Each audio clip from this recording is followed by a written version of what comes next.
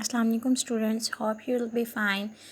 Class 3 new Oxford primary science. आज हम discuss करेंगे यूनिट नंबर 4 और फिर उसके बारे में उसके तमाम जो कि हमारे इम्पोर्टेंट पॉइंट्स हैं, आर्टिकल्स हैं, उनको डिस्कस किया जाएगा ताकि आपको एक्सरसाइज और उसके चेक कंसेप्ट सॉर्ट आउट करवाए जाएंगे ताकि आप उसके एक्सरसाइज और ऑब्जेक्टिव को आसानी से घर बैठे सॉल्व कर सकें। Let's start unit number 4, the life cycle of animals.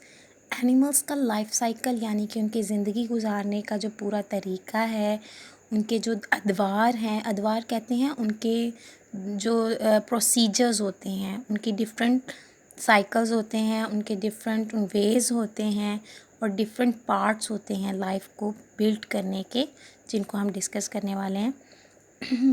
Life cycles, all animals have a life cycle. All animals have life cycle यानी कि तमाम जो जानदार हैं उनकी ज़िंदगी गुजारने के कुछ रूल्स हैं, कुछ साइकिल हैं। अ cycle is a something that happens over and over again.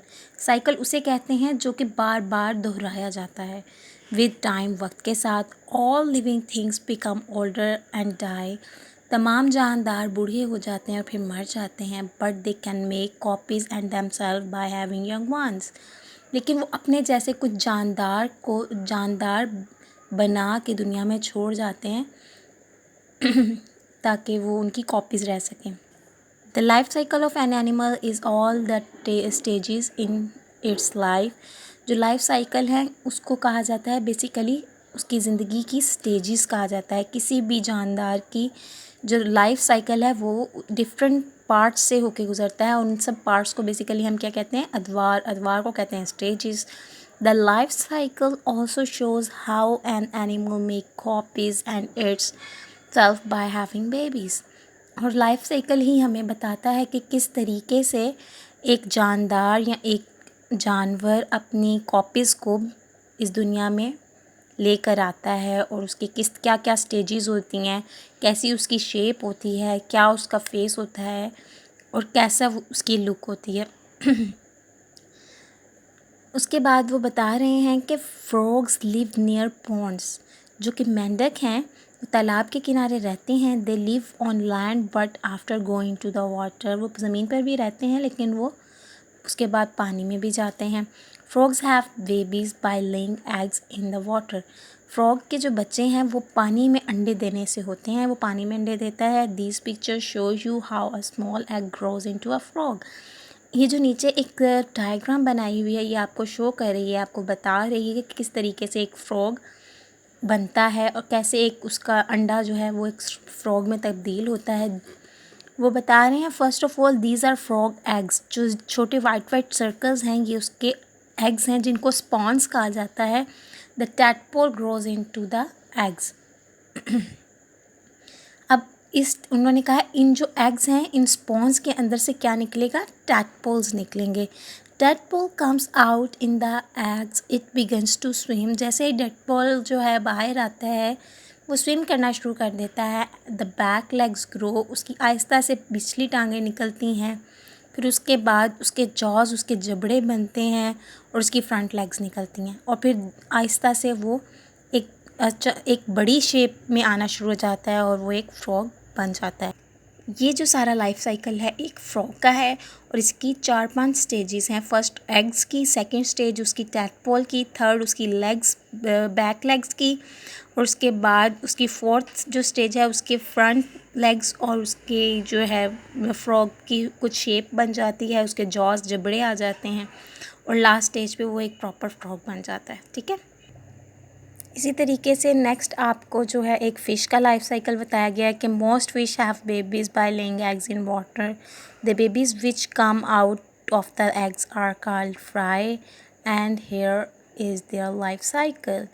वो कह रहे हैं कि बहुत सी मछलियाँ जो हैं वो पानी में अंडे देती हैं और उनकी वजह से ही उनके बच्चे निकलते हैं और उनके जो बच्चे हैं उनको हम क्या कहते हैं? उनके एग्स को हम फ्राई बोलते हैं। जो बेबी एग्स होते हैं, जो फ़िश के एग्स होते हैं उनको फ्राई बोला जाता है। और उनका साइकिल ये है कि सबसे पहले एग होती है, एग में से छोटी सी एक मछली निकलती है जिसके बहुत छोटे छोटे विंग्स होते हैं, प्रॉपर छोटे छोटे गिल्स होते हैं। प्रॉपर गिल्स अभी नहीं होते और फिर उससे बड़ी मछली बनती है जिसकी प्रॉपर गिल्स बन जाते हैं प्रॉपर, उसकी जो टेल है, उसके जो विंग्स हैं उनका कलर डार्क हो जाता है और वो प्रॉपर मूवमेंट कर सकते हैं, ज़्यादा दूर तक स्विमिंग कर सकते हैं। ठीक है, नेक्स्ट हमें बताया गया एक इंसेक्ट का लाइफ साइकिल किस तरह का होता है। एक इंसेक्ट का लाइफ साइकिल बेसिकली बटरफ्लाई जैसा ही होता है, क्योंकि बटरफ्लाई भी जो है वो एक इंसेक्ट ही है। Butterfly, most insects have life cycle like that the butterfly has shown. वही बात, फर्स्ट ऑफ ऑल क्या होता है, सबसे पहले एक पत्ते के ऊपर वो छोटे डॉट के बराबर एग्स देती है, फिर उनके अंदर से एक कैटरपिलर, जिसे एक सूंडी कहते हैं आप, ज़्यादा सारी टांगों वाली एक सूंडी निकलती है जो रेंगती है, बल्कि टांगें नहीं होती, वो रेंगती है।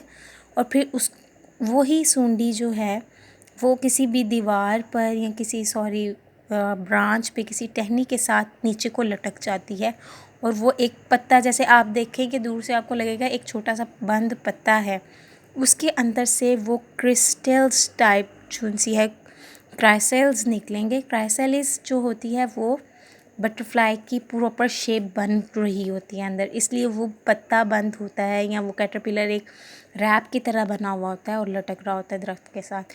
फिर जब वो खुलता है तो वो उसके अंदर से एक झिल्ली निकलती है और उसके अंदर से पूरी बटरफ्लाई बाहर निकलती है।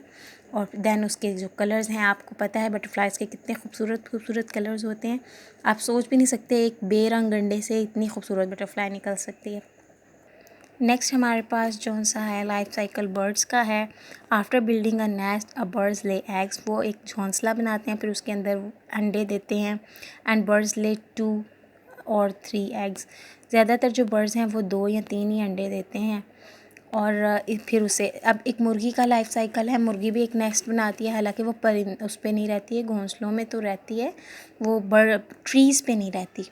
फिर वो क्या करती है, अंडे देती है। अंडे के साथ जब बेबी प्रॉपर बन जाता है, उसके अंदर यॉक होती है, उसके साथ सफ़ेदी होती है, उसके साथ जब वो अंडा अंदर पूरा बेबी बन जाता है तो उसको हम कहेंगे हैचिंग। जब हैचिंग का बेसिकली कहते हैं टूटने को, जब अंडे पे क्रैक्स पड़ने शुरू होते हैं उसको हम हैचिंग कहते हैं। देन चिक, उसके अंदर से एक छोटा सा चूज़ा निकलता है और फिर वो बड़ा होकर उसके पर बढ़ते जाते हैं, उसकी कलगी आनी शुरू हो जाती है और वो एक हैन बन जाती है। ठीक है, eggs have to be kept warm, eggs को गर्म जगह पे रखना चाहिए, उनको गर्म जगहों की ज़रूरत होती है, उनको गर्म जगह की ज़रूरत होती है, जिसकी वजह से अपने जो मदर बर्ड होती है वो अपने एग्स को अपने नीचे रखती है, उससे उनको हरारत पहुँचती है और उनके अंदर से बेबीज़ निकलते हैं। ठीक है, नेक्स्ट हमारे पास आप देखेंगे कंसेप्ट चेक है पेज नंबर 39 का।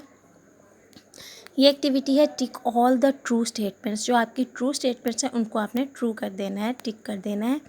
बेबी हैच फ्रॉम एग्स, ये ज़ाहिरी बात है, जो एग्स हैं वही हैच करते हैं, वही उनके ऊपर ही तड़ेड़ें आती हैं, तो ये ट्रू है। Have to be fed, babies नहीं, जो बर्ड्स हैं, बेबी बर्ड्स वो फेड करते हैं, ज़ाहिरी बात है, उनको उनकी माँ ही खिलाती है, वो खुद नहीं खा सकते।